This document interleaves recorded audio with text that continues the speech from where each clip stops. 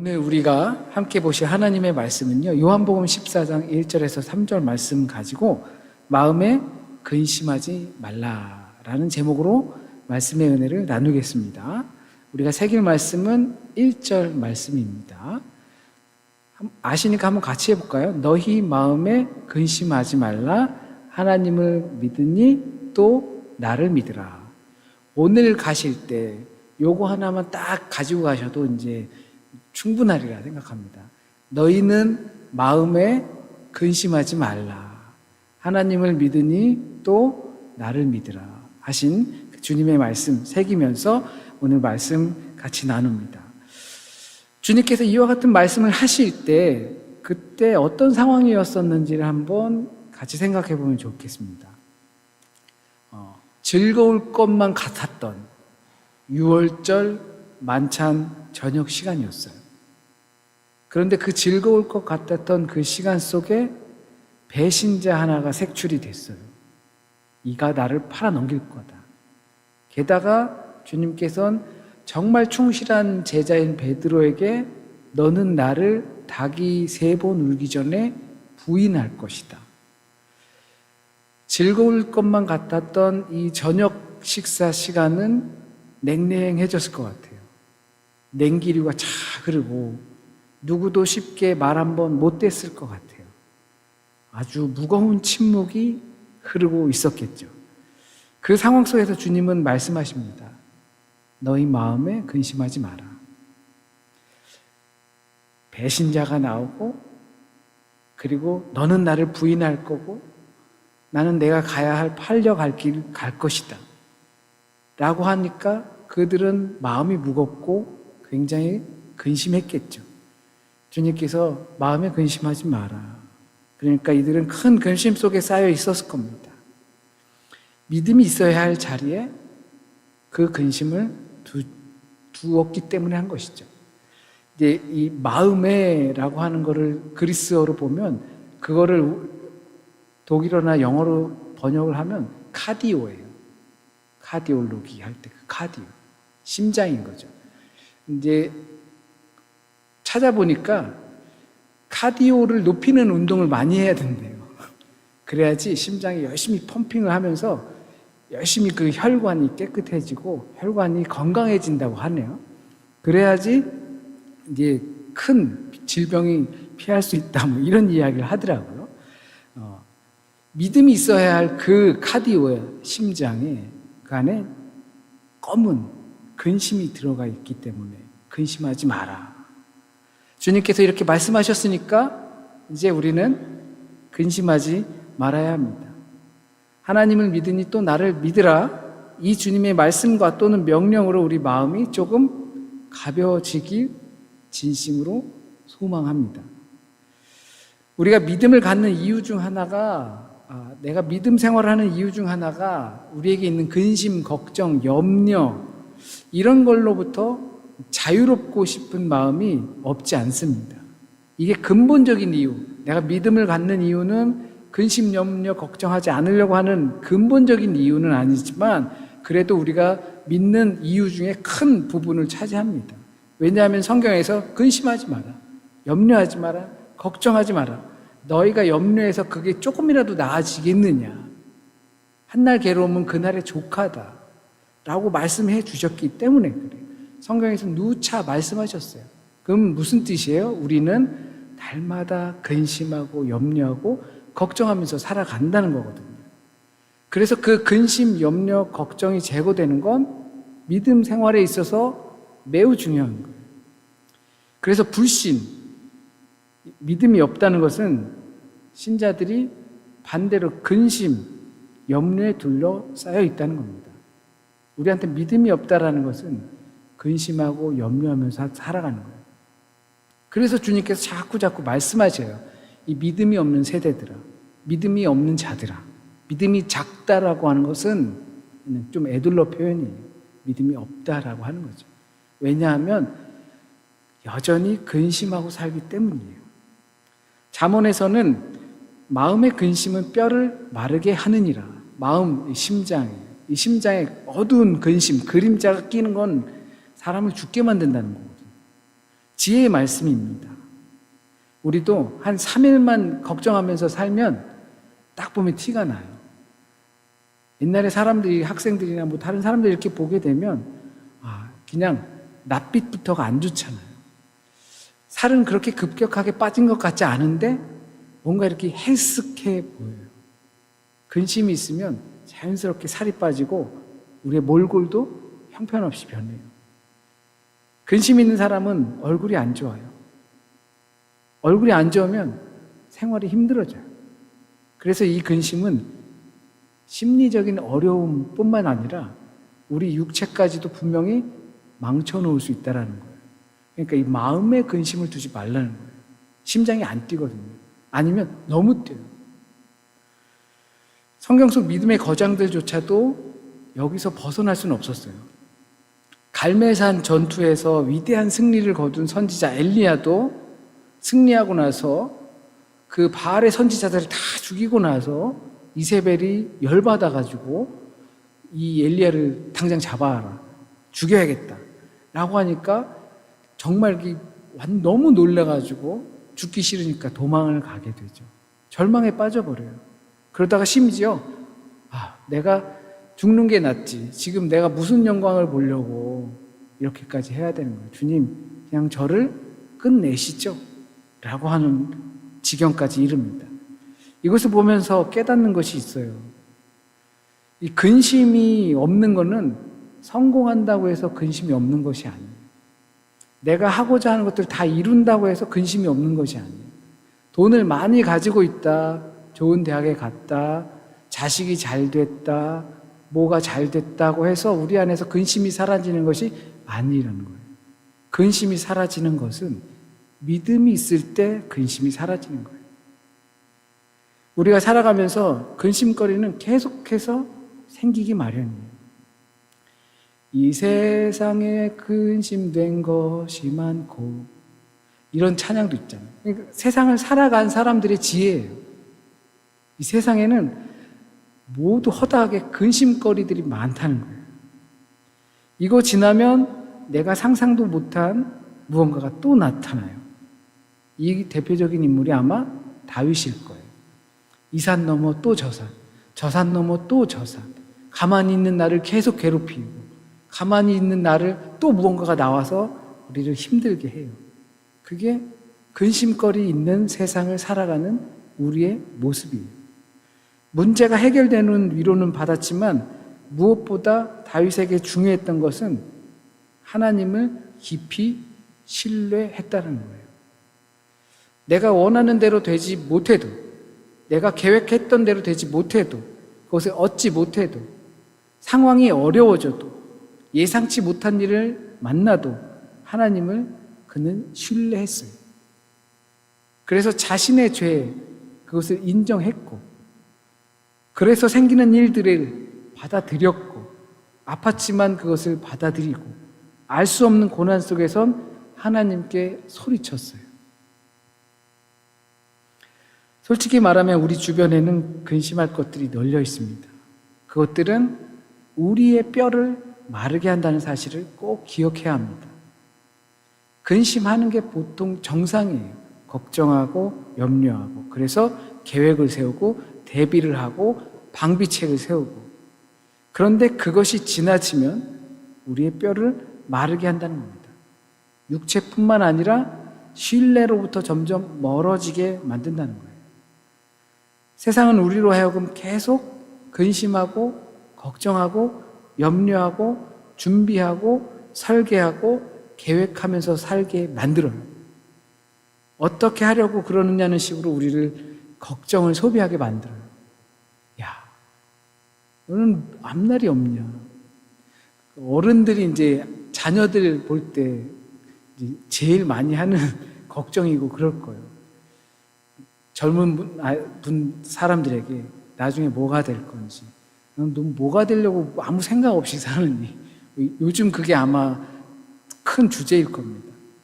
그 걱정을 소비하게 만들어요.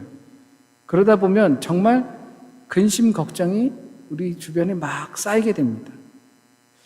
뒤처지는 것 같기도 하고, 내가 쓸모없는 인간이 되는 것 같기도 하고. 우리 삶을 위한 설계는 분명 중요하지만 지나치게 되면 우리의 뼈, 살을 마르게 하여 우리를 피폐하게 만든다는 사실입니다. 그런 세상 속에 사는 우리가 할 수 있는 것은 근심, 걱정의 소비 에너지에서 신뢰와 믿음으로 가는 믿음의 생산 에너지로 그 에너지를 바꿔야 해요. 주변 속에 쌓여서 근심, 걱정, 계획해야 되고 쓸모없는 인간이 되면 안 되고 이런 것 속에 있다가 그 에너지를 나도 덩달아 근심하고 걱정하는 소비 에너지를 믿음의 에너지로 생산 에너지로 바꿔야 합니다. 그래서 예수님께서는 제자들의 그 불안한 마음을 향해 이렇게 말씀하십니다. 내 아버지 집에는 거할 곳이 많도다. 우리가 근심하고 걱정하고 불안해하는 대부분의 이유가 미래에 대한 걱정입니다. 미래에 대해 우리가 알 수 없으니까요. 우리가 염려하고 또 그걸로 인해서 불안해하는 대부분의 이유가 내가 모른다는 사실이에요. 내가 통제할 수 없다라는 사실이에요. 내일 일을 우리는 모르죠. 지금은 건강하다고 하지만 내일 또는 1년 후 우리가 어떻게 될지 몰라요. 우리는 코로나 시기를 지내왔어요. 와, 그 심각한 그렇게 세상이 돌아갈지 정말 몰랐거든요. 준비도 없었고 대비도 못했죠. 물론 사회적으로 많은 어떻게든 대비를 한 부분이 있지만 우리 개인적으로는 정말 대부분의 사람이 이 상황을 어떻게 지나가야 할지 몰랐어요. 그러면 불안해할 수밖에 없습니다. 인간은 본능적으로 내가 통제할 수 없는 부분에 들어가게 되면 두려움을 느껴요. 깜깜한 곳에 들어가면 두려운 이유가 그거예요. 아무것도 안 보이고 내가 어디로 가야 할지 모르고 내가 통제할 수 없기 때문에 갑작스러운 문제가 생겨도 그 상황을 내가 통제할 수만 있다면 내가 이렇게 해서 이렇게 하면 될 거야 라는 게 있으면 근심할 이유가 없어요. 그러나 나의 통제 영역, 내가 컨트롤할 수 있는 것을 넘어서게 되면 두려울 수밖에 없어요. 그래서 사람들은 화를 내고 분노하고 욕하고 막 그러는 거고, 사람의 성품이 나빠서가 아니라 자신이 컨트롤할 수 있는 영역을 넘어갔어요. 그만큼 많은 스트레스가 왔거나 그만큼 많은 업무가 왔거나 많은 문제가 쌓였기 때문에 내가 컨트롤할 수 없기 때문에 밖으로 분출하는 거예요. 요즘 그런 분노에 대한 문제들도 많잖아요. 어떻게 보면 옛날에는 워낙 안에 쌓아두는 크기가 컸어요. 어르신들이. 그걸 다 품을 수 있는 크기였지만 요즘엔 많이 풍요롭고 하다 보니까 그 문제들을 품을 수 있는 양이 적어졌을 수도 있어요. 그러다 보니까 밖으로 계속 분출해서 나오는 겁니다. 그건 자신들이 살기 위한 반응이에요. 두려우니까, 근심되고 걱정되니까 내 안에 있으면 그게 심장이 쪼그라들고 그 심장이 멈추니까 밖으로 분출하는 겁니다. 우리는 그 미래에 대해 알 수 없고 통제할 수 없어서 근심에 빠지지만 주님께서는 내 아버지 집에는 거할 것이 많도다 라고 말씀하신 건 주님께서는 그 미래의 영역을 아신다는 거예요. 이것이 내 아버지 집에는 거할 곳이 많도다 라는 말씀이 너희들 걱정하지 마. 죽고 나면 천국을 맞이하게 될 거야. 그리고 그 천국은 이와 같아. 엄청 넓고 아파트도 있고 그렇다고는 하지만 그렇게 넓은 곳이야 라는 표현이라고 우린 이해할 수도 있지만 근본적인 건 주님께서는 아신다는 거예요. 여긴 내 영역이라는 거예요. 내가 아는 영역이라는 거예요.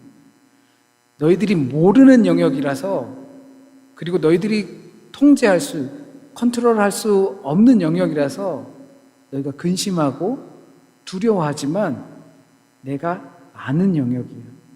그러니까 두려워하고 근심하지 말라고 하시는 거예요. 나를 믿어. 여긴 내가 아는 영역이야. 사람들과 교제하다 보면 문제가 생겼을 때 그것을 당당히 헤쳐나가는 분들이 있잖아요. 그분들은 걱정하지 마. 이거 지난번에 이런 일이 있었는데 내가 알아. 이렇게 했더니 됐어. 그러니까 뭐 걱정하지 마. 이런 거죠. 주님께서는 우리에게 그와 같이 말씀하시는 거예요. 내 아버지 집에는 거할 곳이 많아. 내가 알아. 그래서 우리는 주님을 믿는 겁니다. 믿음이란 우리가 모르는 영역을 알려고 하는 것이 아니에요. 그 영역은 우리는 죽었다 깨어나도 몰라요. 죽었다 깨어나면 알 수 있을지도 모르겠지만 절대 모르는 영역이에요. 그 영역은. 그래서 그것을 알려고 막 무진 애쓰는 것이 아니라, 그게 믿음이 아니라 그것을 이미 알고 계신 주님, 그분을 신뢰하는 거예요. 그분이 아신다고 하셨으니까. 그러니까 그분의 말씀을 믿는 거예요. 우리가 믿음을 가질 때 나는 모르지만 주님은 아신다는 겁니다. 그래서 그분의 말씀을 신뢰하고 따르는 거예요. 이 스위스에서 이제 칼 구스타프 융이라는 유명한 심리학자가 있었는데, 그의 아버지도 이제 목사님이고, 그도 원래는 목회를 할까 하다가 이제 심리학을 공부하게 됐어요. 근데 그분의 인터뷰가 있어요. 이제 심리학을 공부하니까, 당신은 하나님을 믿습니까? 라고 하니까 그분의 대답은, 나는 하나님을 믿지 않습니다. 그러니까 그게 오해가 생겼어요. 문제가 생겼어요. 어쩜 큰일 났어. 어떻게 된 거야? 막 이렇게 문제가 되니까. 그게 그렇게 문제가 되냐고. 나는 하나님을 알지 믿지는 않아요. 그러니까 하나님이 계시다는 그 존재에 대한 분명한 인식이 그에게는 있다라는 거예요. 부럽기도 하죠. 그런데 우리에게는 분명 모르는 영역이 있어요. 그 모르는 영역을 알려고 애쓰는 것이 아니라 주님께서 그렇게 있다라고 하신 그 말씀을 믿는 것이 우리의 믿음인 줄 믿습니다. 주님께서 또 제자들에게 이렇게 말씀하셔요. 나 있는 곳에 너희도 있게 하리라. 제자들은 나름대로 주님을 의지했다고 볼 수가 있어요.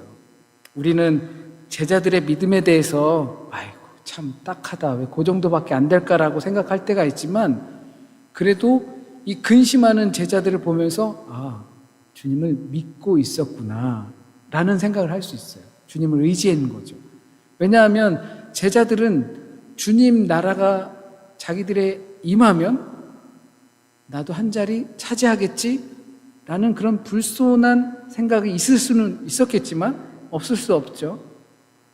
있었겠지만 그래도 주님이 떠나신다고 하니까 당황하고 혼란스럽고, 그럼 우리는 어떻게 되나? 망연자실한 것은 이제 의지할 대상이 없어졌다는 거죠. 그분만 보고 그분만 같이 따라서 이렇게 왔는데 가신다고? 그러면 우리는 어떻게? 물론 인간적인 믿음에 그런 게 있었지만 그래도 이들에겐 믿음이 있었다라고 보는 거예요. 기특하죠. 주님이 없다니까 이제 우리는 무슨 낙으로 사나 이러는 거예요. 우리를 생각해 보면 갑자기 교회가 없어졌다. 갑자기 어떤 사람이 나타나서 그리스도교는 다 거짓이야, 가짜야, 없는 거야 라고 해서 막 다 이렇게 됐다고 하면 우리의 마음이 어떨까요? 이처럼 제자들처럼 망연자실해서 큰일 났네, 어떻게 하면 좋을까? 우리는 무슨 낙으로 사나? 이런 마음이 들까요? 물론 믿음이 좋으신 분들은 나는 당신이 아무리 그렇게 말해도 나는 내 주님을 믿어 라고 할 수 있겠지만, 제자들에게는 아직 거기까지는 아닌데 그래도 그들이 주님을 의지하면서 여기까지 왔다는 것을 볼 수가 있어요. 그런 근심에 빠져 있는 제자들에게 주님께서는 내가 있는 곳에 너희도 있게 할 거라고 말씀하셔요. 약속해 주시는 거죠. 내가 가서 다시 돌아와서 너희를 데리고 나 있는 곳으로 다시 갈 거야 라는 거죠. 당연히 우리의 자리를 마련해 주신다는 말씀도 되지만, 그 어떤 천국이라는 영역에 적어도 이 말씀은 너희를 홀로 두지 않을 거야 라고 하는 말씀으로 이해가 됩니다. 내 아버지 집에는 거할 곳이 많아. 그 영역은 내가 아는 영역이야. 그래서 내가 너희를 데리고 갈 거야. 그 말은 다르게 표현하면 내가 너희와 함께 할 거야. 그러니 마음에 근심하지 마. 하나님을 믿으니 또 나를 믿어. 이 말씀은 곧 주님께서 어떤 상황에도 우리와 함께 하신다는 약속을 믿는 거예요. 그래도 여전히 몰라서 걱정되고 근심될 때 우리가 어떻게 해야 될까요? 오늘 이 본문 말씀을 통해서 우리의 모든 근심이 없어질 거라고, 그런 믿음이 생길 거라고 생각하시는 분들은 없을 거예요. 왜냐하면 우리의 신경은 금세 다른 곳으로 가서 근심하지 마라, 마음에 근심하지 마라, 하나님을 믿으니 또 나를 믿으라 라고 하신 말씀이 언젠가 또 기억에서 사라져요. 그러다 보면 우리 앞에 근심거리가 보이게 되고 그것들을 통해서 우리는 다시금 근심에 빠질 수 있어요. 그러나 적어도 오늘 이 시간만이라도 주님을 믿음으로 마음에 근심하지 않는다면 우리가 근심할 필요가 없지. 주님께서 다 알고 계시고 그리고 주님께서 우리와 함께 하신다고 약속하셨으니, 그러니 그 약속을 믿으니 우리가 마음에 근심할 필요가 없지라고 생각하고 잠시라도 다짐하신다면, 그렇다면 그것으로 충분할 겁니다. 근심을 해결할 수 있는 것은 믿음입니다. 믿음은 맡기는 거예요. 맡기지 못하기 때문에 불안해서 근심하는 겁니다. 우리가 은행에 돈을 맡겨요. 은행에 보통 한 15만 유로씩은 다 있으시잖아요. 그거 맡겨놓고 불안해서 잠도 못 주무시는 분 있으실까요? 없죠. 그렇게 맡겨놓고 이자 한 푼 안 줘도 그래도 그걸 믿기 때문에 맡길 수 있는 거예요. 우리의 믿음도 그렇다고 봅니다. 우리가 가지고 있는 문제들, 염려들, 걱정들, 근심들 다 주님께 맡기는 겁니다. 그럴 때 우리의 불확실했던 미래는 주님의 확실함으로 채워지는 믿음으로 성장하게 됩니다. 그래도 또 근심이 찾아올 때 근심하고 있는 나의 모습을 바라보면서 주님께서 제자들에게 말씀하신 것처럼 우리가 말해주면 좋겠어요. 마음에 근심하지 마라. 내가 하나님을 믿으니 주님을 믿자.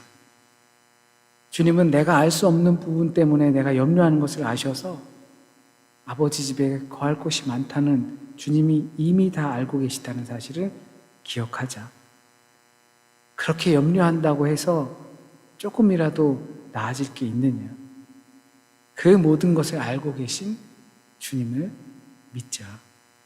그 주님께서 우리를 위해 예비하신 곳이 넉넉하니 그 미래에, 불안한 미래에, 내가 알 수 없는 미래지만 분명히 그 자리, 내 자리도 있을 것이다. 너희는 마음에 근심하지 마라. 하나님을 믿으니 또 나를 믿으라.